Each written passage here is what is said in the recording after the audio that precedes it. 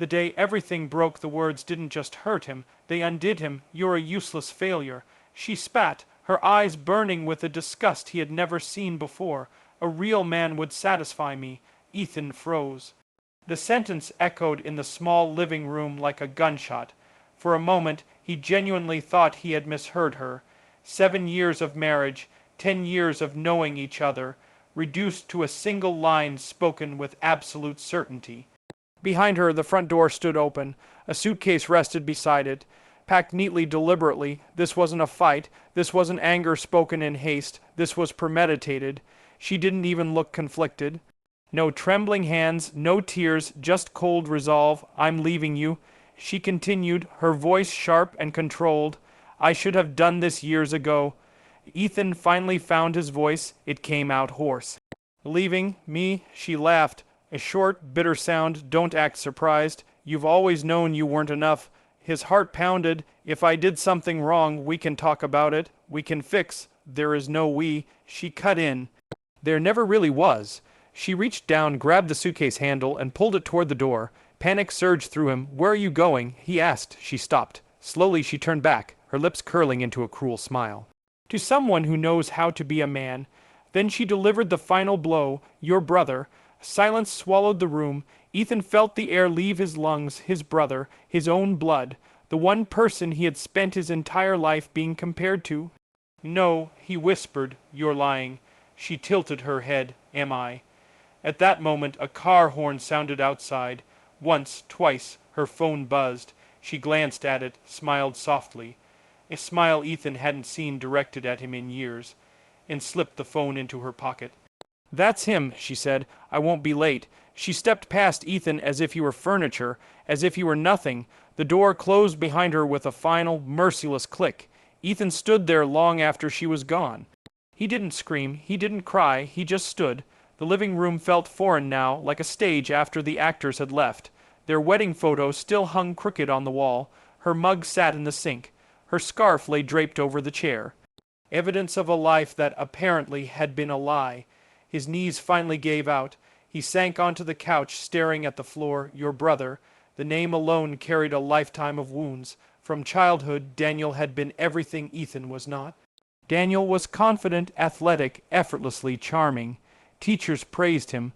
Relatives admired him. Girls noticed him, even their parents, though they never said it outright, made the comparison clear in 1,000 small ways. "Why can't you be more like your brother? Daniel handled this better. Daniel already has a plan." Ethan had learned early how to shrink himself, how to be quiet, reliable, invisible, and even then, Daniel always seemed to take more. Including now his wife, that night Ethan didn't sleep. Every memory replayed with cruel clarity, the way she had grown distant, the late nights with friends, the way she flinched from his touch. The arguments that never quite explained themselves. He had blamed himself. Work stress, fatigue, not being romantic enough. He had tried harder. Apparently it had never mattered at 3 a.m. His phone buzzed. A message from his mother. "Daniel told us everything. I hope you can be mature about this."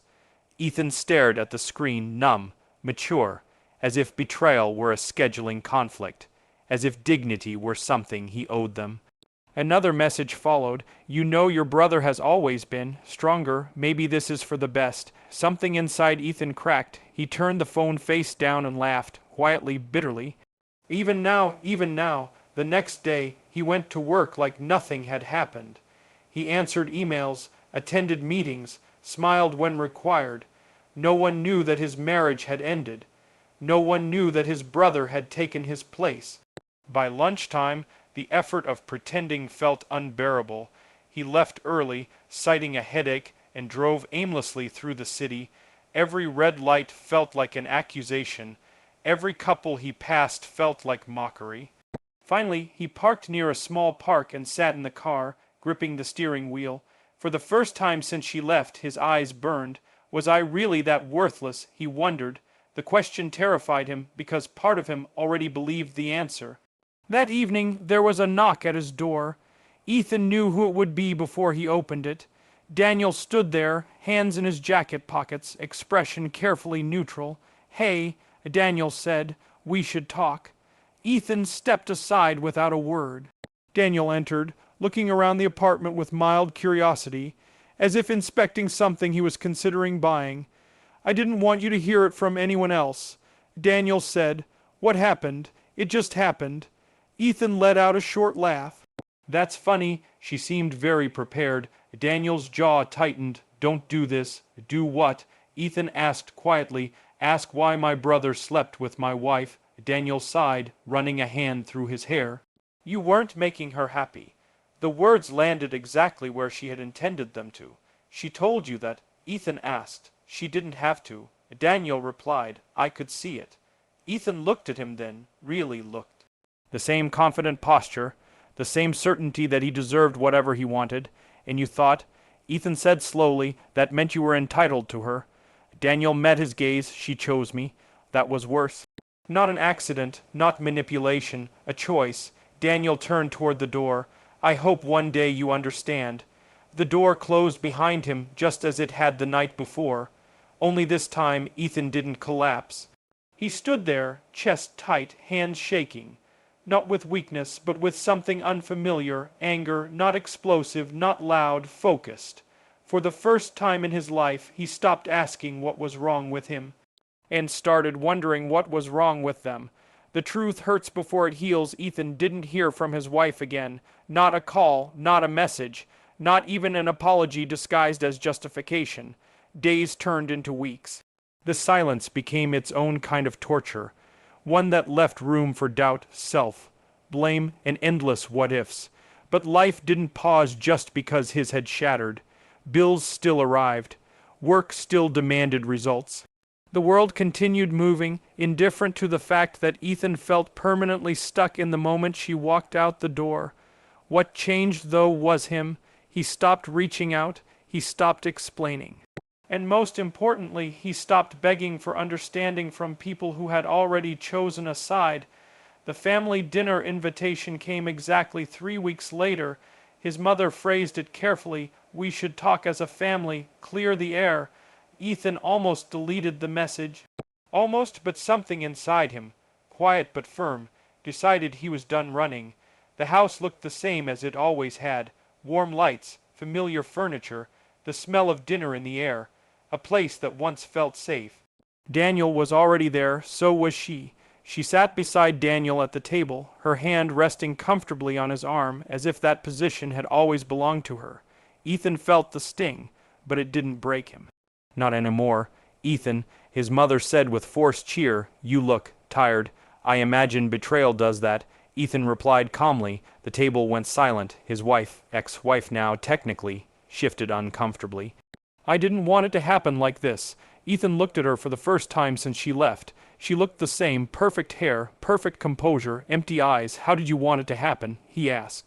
"Quietly, so I'd disappear without causing inconvenience." Daniel cleared his throat. "We didn't come here to fight." "No," Ethan agreed. "You came here to feel less guilty." That struck a nerve. His father finally spoke. "Son, holding on to anger won't help you move on."